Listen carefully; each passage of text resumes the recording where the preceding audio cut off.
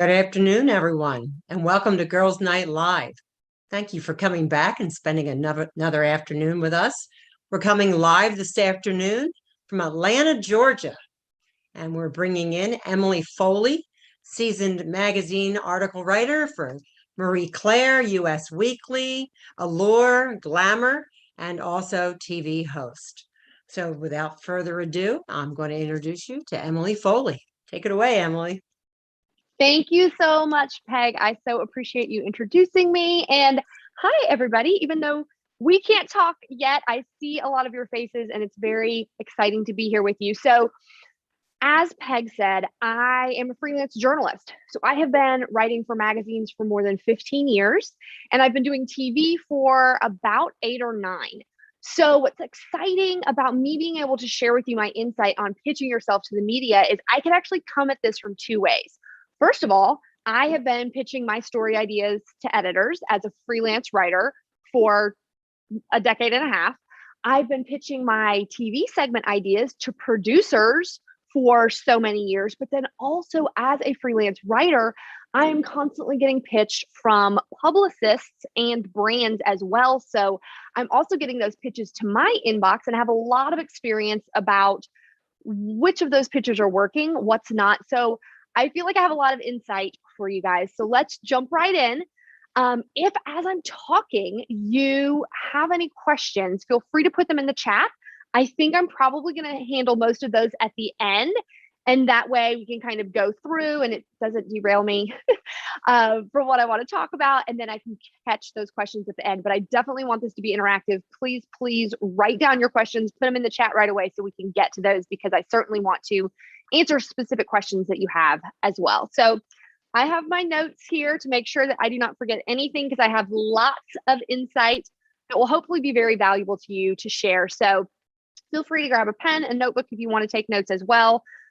But let's get started. So how can you pitch yourself to the media? There's a lot of different people that might want to do this, a lot of different businesses, entrepreneurs, and this is going to be helpful for any of those various types of people. And I think the first thing that we have to talk about is how to pitch yourself with confidence. So this is a little bit intangible, that confidence piece, but because some of this is going to come with experience. The more you pitch yourself, the more you get responses from people, the more you're going to gain that confidence. And please know, even though I've been doing this for more than 15 years, there's still those moments where, those little dark voices start speaking. You start thinking, is this a good enough idea? But the important thing, and anyone who is freelancer, owns their own business, an entrepreneur in any way, knows that you can't listen to that. You have to keep going. You have to keep pushing forward. So know that if right now you don't feel really confident, if this is a completely new skill set for you, you will get more confident the more you do it. And the other thing is, find your hype person. Who is that? Is that your significant other? Is that your mom? Is that your best friend? Find someone who makes you feel really confident and really good about yourself and what you do in your skill set. Talk to them right before you start your pitching process. Maybe it's a song. Maybe you have that great power song that just makes you feel like you can take on the world. Put that on, get yourself in the zone and get ready for it. And then, of course, the most important thing is knowledge is power. So I'm about to drop a whole lot of power in your lap, and you're going to be able to have these skills, and you're going to know you're doing the right thing. And that should give you confidence as well. So how to craft a winning pitch? Step number 1 is you want to be dynamic and bold. This is not a time to be modest. This is not a time to be shy and self-deprecating. When you are pitching yourself or your business to the media, you are the ultimate expert and they need what you have. So keep that in mind. Certainly there are situations in life, dinner parties and what have you, where maybe you don't need to be boasting about all of your accomplishments. That's not this. Think about this as a different type of resume. This is where you want to say all of the amazing things that you have to offer and put it out there. So definitely be dynamic and bold. Okay, next is be succinct. So this is one of the hardest parts, I think, about crafting a good pitch, because often when you're talking about something that you're passionate about, which in general, I would think if you're pitching, it's going to be something you're passionate about. It's going to be your job, your skill set, something that you can offer.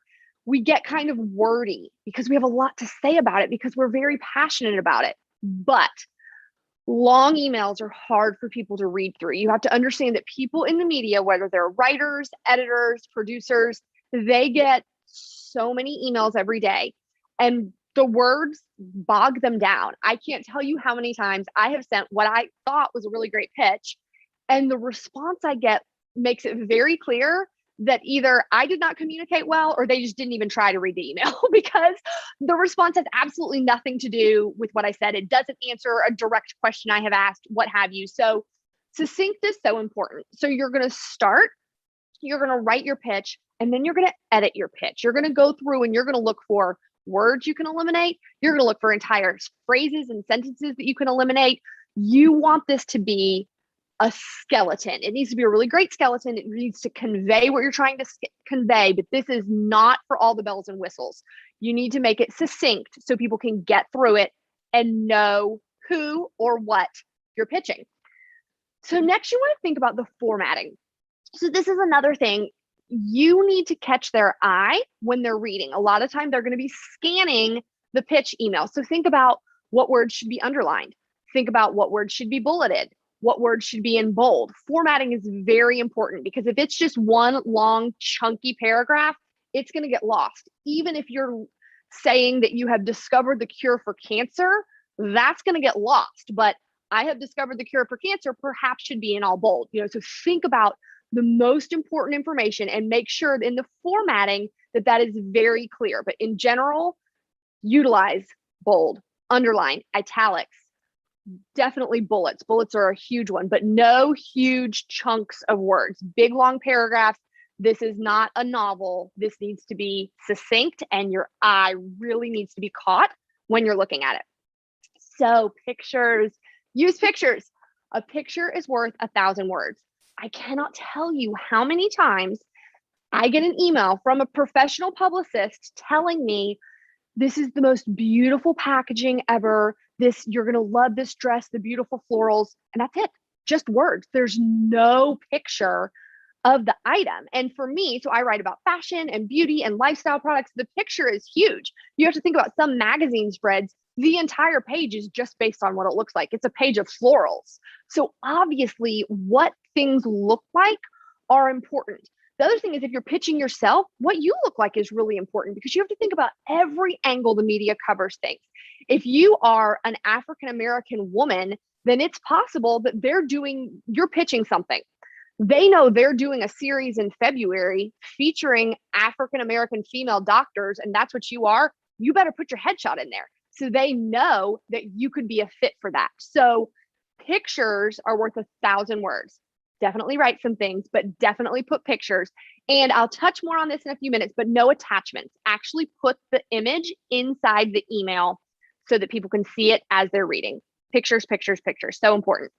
Now, you wouldn't think I need to say this, but I do. Include all the information. I think sometimes people think when they're pitching that it's almost good to do a little tease, like I'm gonna tell you a little bit, but if you want more information, you need to write me back.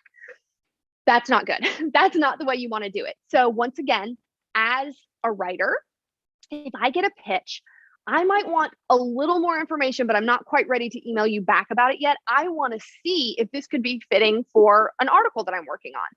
So if you have pitched me this fantastic new life-changing mom hack product and there's no website, if it sounds really amazing, I might get in Google and I might search the name of the thing that you just told me about, but I should not have to do that. And I might be more forgiving than a lot of TV producers and magazine editors. They need a website link. So you need to make sure that all of the pertinent information is in that email so they can do a little, initial scouting out and then respond to you to say, yes, this could be a good fit for something we have coming up or what have you. So all of the information needs to be in that original pitch email. So, so important. Now the subject line, this is a big one. And since Clubhouse has become a thing in the past year, I have had a lot of Clubhouse chats with lots of different people in the media. And here's the hard part about subject lines. Everybody kind of feels differently. Some people want it just real clear cut. story pitch from freelance writer. And then they know that's a story pitch. Some people want to know what's going to be inside. So it's pumpkin spice latte season, right? So they want the pitch to be pumpkin spice latte season segment pitch. Some people think that it's good to have little emojis. If it's a Halloween based pitch, maybe put the little pumpkin emoji. So the subject line is something that is going to be probably, depending on your business or in your product, what you are pitching, going to determine, what route you want to go, how playful you want to get. But you do need to think about it, because obviously that is going to tell them whether or not they even want to open your email. So not too many words. Once again, it's really hard to read. Not all caps. Eyes have a really hard time reading all caps. So you definitely don't want to do all caps, but really think about what you want to say in the subject. And this is a little bit of trial and error. If you have your sight set on one particular show, one particular newspaper, one particular magazine, and you're pitching and you're not getting a response, change up what you're doing with your subject line to see if maybe that will catch the eye of whomever you are pitching. So the subject's important, and unfortunately, it's not a super black and white answer to that, but it is important, and some trial and error will hopefully get you where you need to go with that. Now, if you knows, no attachments. This is really problematic because several things. First of all, formatting. Say you're working on a Mac and you're emailing a writer or an editor who's on a PC, and so the program you've used, they don't even have on their computer. Problem. Say sometimes it's, I haven't opened Word up yet for the day, and I've got to click it, and then it starts opening Word, and that starts bogging down my laptop. Opening attachments in general is just a pain. It takes more time. And once again, if you're trying to catch the attention of someone who is super busy, they are going to skip any extra steps. So anything you think needs to be an attachment, either put in the email, or most of the time, anything in an attachment is going to be pretty long. So that would be information that you could say, I'm happy to send my full resume to you if you want to see more about this. But obviously the highlights should be in the email. So no attachments. Now, not having a signature. This is interesting to me because I'm shocked how often this happens. But story for you, I had the marketing director of a beauty company email me and start talking to me. Somewhere along the line, she passed it off. And this was someone I didn't know. I had no relationship with. It was a cold email. Somewhere along the line, she passed the correspondence off to what was apparently the CEO of this company. And the emails from him came with no formatting of any kind. So it came across just very basic. I don't know if he was sending them from his iPhone or what was happening. And there was no signature. And it felt really off. And it made me kind of suspect of the brand. And I thought, okay, is this even a legitimate brand? Am I getting scammed? This seems so weird. And it's so interesting to me how often I do get emails from people with no signature. A signature automatically makes you look like a professional. So if you have a cookie baking company and you are a mom of 4, and this is a side hustle and you want to get some press, but you don't feel like a professional, get an email signature. Automatically, that is going to make you look like not someone who has a side hustle baking cookies, but the owner and founder of whatever the name of your company is. So a signature automatically makes things look professional. It gives more confidence to the person who's reading about you, and it gives you legitimacy. So most email programs, that's pretty easy to set up. Email signature is an absolute must for cold email pitches. Now, never send it immediately. This is so hard because when I have the most epic story idea that I think should be on the cover of Vogue magazine, and I think it's going to be the most life-changing thing in the world, and I'm so excited about it, I want to send it.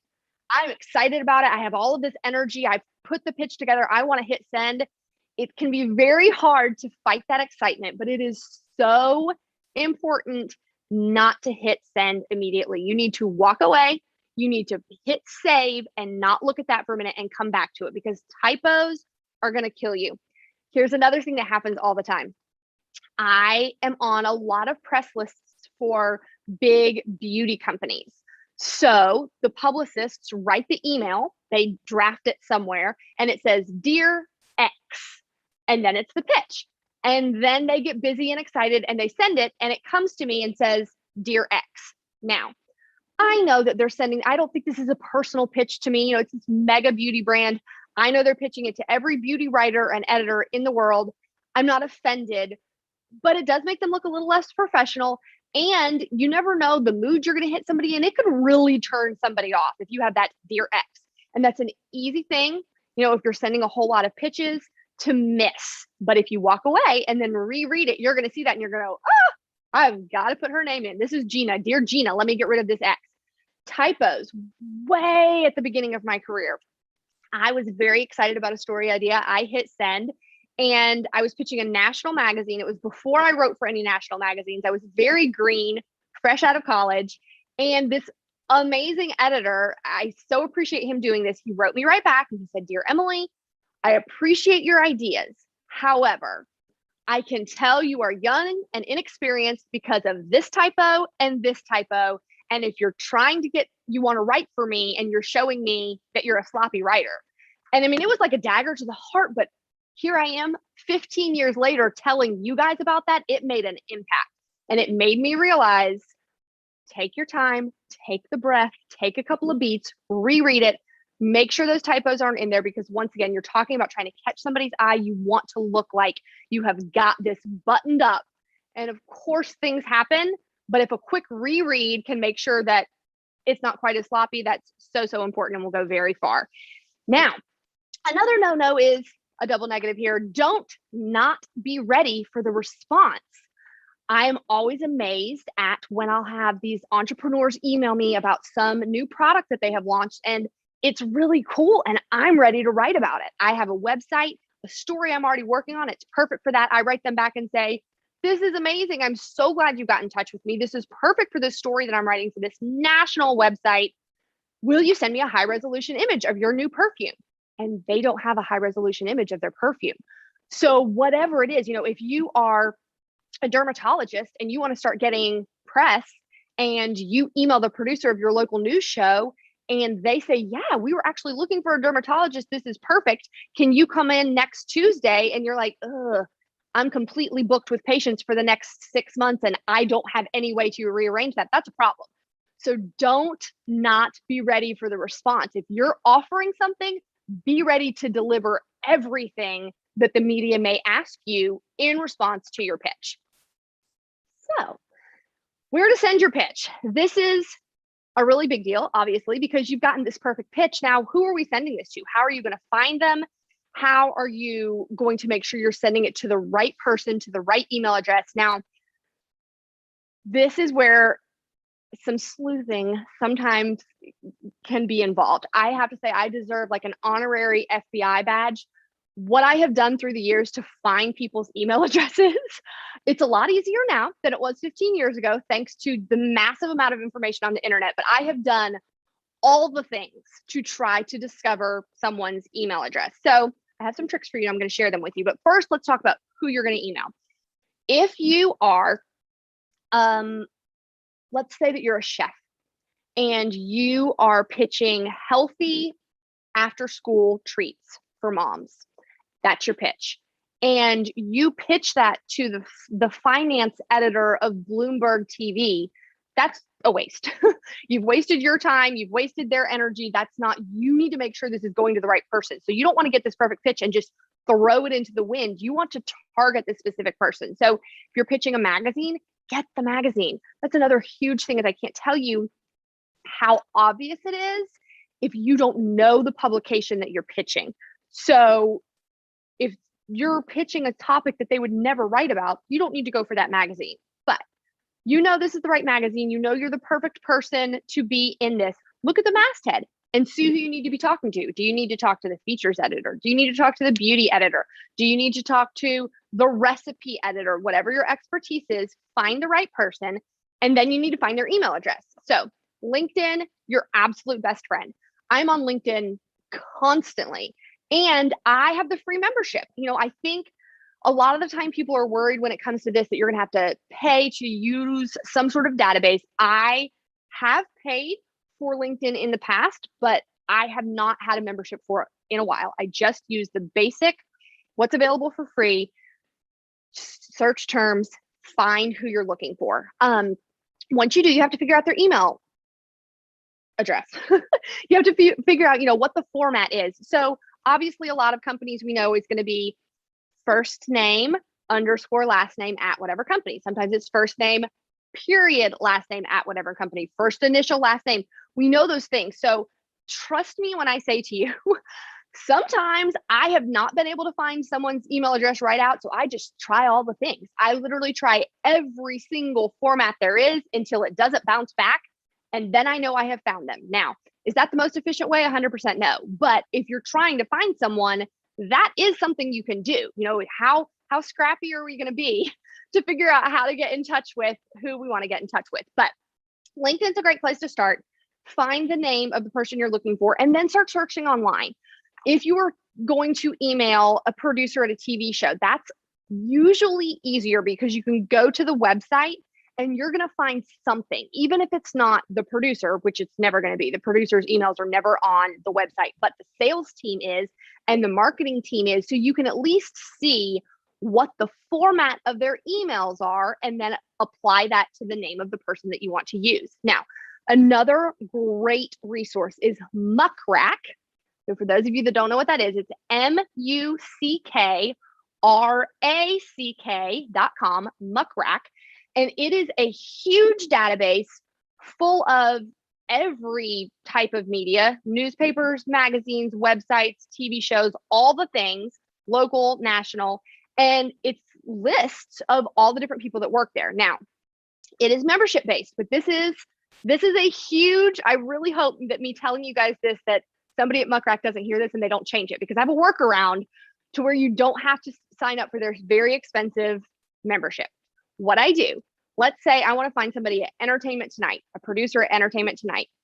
I type in the Google Yahoo search bar, the internet search bar, Entertainment Tonight producer, Muckrack. Hit enter, and then it actually brings up that individual page and you can click it and you'll be in there and you'll be in the Entertainment Tonight page and you can see the hundreds of people that work there. If you go to muckrack.com, it's going to say, are you a journalist? Are you, who are you? What type of membership do you want? So what I just told you is an actual workaround where you can use just internet searching and find the names of the people that you want. You can click on every single name once you are actually inside the publication or the media site, and you can see, who are they? Are they the reporter? Are they the weather person? Are they the features editor? Who is this person? Is this who I want to get in touch with? Now, freelancers, much easier. You're going to be hard pressed to find a freelance writer that does not have a website with their information all over it, because of course, freelancers, we're looking for work as well. So we want to be very easy to get in touch with. Producers and editors, a little bit harder to get in touch with, but you're going to use LinkedIn, you can use Muckrack, and you can use the ingenuity of trying all the things and waiting until something doesn't kick back to you. And then you know that you have found the right person. Now, one last point, and then we're going to get to questions, and that is following up. Do not put all the time and energy into creating this amazing pitch, using all these tips that I just told you, and then don't follow up. I mean, think about how many times you've had an email that just hits you at a bad time and then you forget about it, or it gets lost somehow. And we're talking about people who get hundreds of emails every day. Follow up. When I first started out, I followed up. I waited 2 weeks because I didn't want to nag. That's way too long. Do not wait 2 weeks. I have learned better than that. Also, don't do it a day. I can't tell you how many times I get a pitch and it's a busy day. So I just haven't gotten a chance to write back, thank you so much, I'll let you know if this is a fit for anything. And the next day they follow up and I'm like, now I have 2 emails I have to write you back about. So I think 1 week is a great amount of time. 1 week is a fair amount of time to have someone write you back, but you could go, if you're feeling that that's a little pushy, you can do a week to a week and a half. 100% follow up with every single pitch that you send. Sometimes, a lot of the time, that pitch is going to get that response that you didn't get the first time. And the response very well may be no, but it's going to get you that response. And then you can know, okay, great. And now we can move on. So that is my rundown of everything I have for you. I'm going to pull up questions here and see whatever you watch. Okay, so Kathy has said, I find that if I format important words, my emails go into spam folders and my intended recipient never receives it. How do I avoid that? That is a really great question, Kathy. I have not found that formatting bold and bullets does that. I have found that emojis can do that, which is why I would say probably don't want to put emojis in your subject line. But I have not ever found that basic formatting breaking things up. If you're super nervous about that and for whatever reason, I also think that's a technology thing. I think certain email servers are more persnickety. I certainly have some people that I have always had a hard time with my emails going to their spam. So if you're getting in touch with somebody and that's an issue, then, and you're nervous about bold or italics, at least break things up so it's not a huge chunk. So it's at least a little bit easier to read. Any recommendation on how many words? That is not an exact science. I think it depends on kind of how somebody pulls up their email. Are they reading it on their phone? Are they reading it on their computer? But I should have been prepared for this question. I didn't think 100 words or less, I'm going to say. Now, if you need to say 150 words, then so be it. But I think you need to break it up. But the shorter, the better. That's the answer to that. Okay, so Kristen said, so you send the same pitch to different editors, or do you wait and pitch one editor at a time? This depends on what type of pitching you're doing. If you are a brand with a product, you would certainly pitch more editors, 100%. If you are a homemade soap company, email everybody, because that's not going to be something where you need exclusivity. If you are a writer and you have a story idea, you need to pitch one editor at a time, because what if two editors both say they want your idea? Obviously, that's a problem. So product, pitch lots of people. If you are pitching your own, or if you're pitching yourself as an expert, lots of people. If you are pitching a story idea as a writer, you want to pitch an editor, wait until you either get a no or never hear back from them with the follow-ups, and then go to someone else. Okay, Becky, I would love to know what you consider to be too many reminder emails. Once again, the hard part about this is I can only tell you what I like, and there are certain editors that are going to be a lot more difficult. I feel like as a freelancer, I don't get responded to so often. So it is very important to me to respond to everyone, because I know how it feels to just never hear anything. Please tell me no all day. Just don't not say anything, because then I don't know if you've gotten my email. So I think reminder emails, follow-up emails are super fair. But I would say if you're following up every week, probably no more than a couple. And the other thing is, if you're pitching things that are super seasonal and timely, after a couple of weeks, it's not going to be timely anymore. If you're pitching something for back to school, 3 weeks later, that's over. So then, and that's another thing you can do, is when you're pitching, no matter what it is, yourself as an expert, your product, keep it seasonal. And if you get a no or don't ever hear back, retool it for the new season, retool it to make it work for the next thing. Media loves timeliness, whether it's holidays, whether it's, right now, COVID. I mean, obviously that opens up a whole number of things. We're living in a pandemic, whatever's timely and important. You have an election around the corner, all the things that's super important. So I would say with the same idea, no more than 3 times. But if you have different ideas, keep pitching those people. Eventually they will respond to you. Or I hope they will respond to you. I hope they will do that courtesy to you. So Lauren said, I do PR and media, and it sounds like traditional press releases are kind of a thing of the past. Do you send traditional press releases? Okay, I don't send traditional press releases because I am not pitching a product. I would have to agree with you that it's somewhat of a thing of the past, simply since I'm on the receiving end of what would normally be a press release. There are certain things though, certain, if huge mega brands, if Tide laundry detergent is launching a new product for the first time in 10 years, they send a press release.